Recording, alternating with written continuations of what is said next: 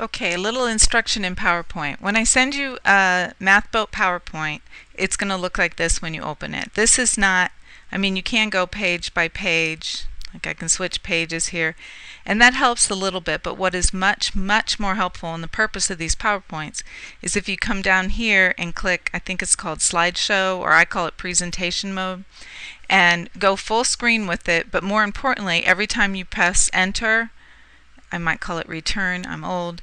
Alright, every time you press enter, it goes step by step through all the problems. So this is just a quick video on U substitution. I saw from the quiz some of you were still having problems with U substitution. So let's give this a try. Alright, method of substitution, U substitution. Alright, example 1. Here I have the square root of 6x plus 5 dx. Well, what's the most logical thing to call U? It's what's inside, what she's going to call in your MathBoat the inner function. So we're going to set that inner function equal to U. So what's inside, right? I always say what's inside the 6x plus 5, we're going to set that equal to U. So if that's U, then we have to make this integral. If I'm going to have the square root of U, I can't have dx. I have to change the dx to something. I have to fully change everything. So this U needs to somehow give me a du. So what is du? I take the derivative of U and I'll get 6 dx. When I look over here, what I want to substitute in, I don't have 6 dx, I only have dx. So how do I make this dx all by itself? I take 1/6 of both sides. So 1/6 du equals dx. Now I'm going to fully substitute that in. Alright, so what you see here is where the teal is, she substituted in the u, right? The teal, 6x plus 5 equals the red u. So instead of this, we put that, and then instead of the square root, she just changed that to 1/2. Now instead of dx, what does dx equal? It equals 1/6 du. And we know from our rules of integrals, it doesn't matter whether that 1/6 is inside the integral or I can pull it out front. Get it out of our way and we'll just pull it out front. So now I've got a simple polynomial. The integral of u to the n is u to the n plus 1 divided by n plus 1. So 1/2 plus 1 is 3/2. So this is going to be 1/6 u to the 3/2 divided by 3/2. Now if I flip in times or if I start canceling, I don't know what it's going to become, but the 3/2, there it is, becomes 1/9. Yeah, because 2 goes into 6, 3 times 3 is 9. 1/9, the square root of u cubed, she just changed that 3/2 to be something, a little neater. I'm not quite done though, because what does u equal? I come back over here, u is equal to 6x plus 5. So instead of u, we substitute in 1/9, the square root of 6x plus 5 cubed. And of course it's an indefinite integral, so we don't know where the function is vertically, so we have to do plus c. Alright, example 2, 3x cubed plus 2 raised to the 5th times x squared dx. Alright, what's inside? What's the inner function? The function that's inside is 3x cubed plus 2. So let's start, we're going to try first making that u. Set the inner function equal to u. So 3x squared plus 2 is equal to u. So she highlighted that in teal. That's my teal. Alright, so then I've got left an x squared dx. So if I take the derivative du, what do I get? I get 9x squared dx. To get x squared dx all by itself, I take 1/9 of both sides and I substitute that in. Instead of x squared dx, we're going to put in 1/9 du. And again, it doesn't matter whether that 1/9 is inside the integral or since it's a constant, we can pull it out front. We usually pull it out front to get it out of our way. So that becomes 1/9 u to the 5th. Instead of 3x squared plus 2, she changes that to u to the 5th. And instead of x squared dx, we make this 1/9 du. Instead of x squared dx, it's 1/9 du. Now again, we're back to a simple polynomial. The integral of u to the n is u to the n plus 1 divided by n plus 1. So that's u to the 6th over 6. 9 times 6 is 54. 1/54.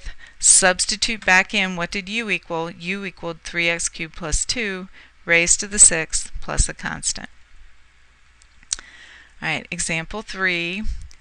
x times the cubed root of 3 minus 8x squared dx. All right, what's that inside function? 3 minus 8x squared. So we're going to set that equal to u. That's my inner function. So now I've got an x dx left. I need to get rid of it. So when I take the du, if u is 3 minus 8x squared, then du is negative 16x dx. All I need though is x dx, so I multiply it by negative 1/16 and solve for x dx. Substitute those in, negative 1/16 u to the 1/3 du. Teal is replaced with red. See here, the teal is replaced with red. The gold is replaced with what's in the green. Those are equal to each other. U to the 1/3, the integral of that, 1/3 plus 1 is 4/3. So that becomes u to the 4/3 divided by 4/3 times that negative 1/16 that was out front. So what is that? Negative 3 over 64.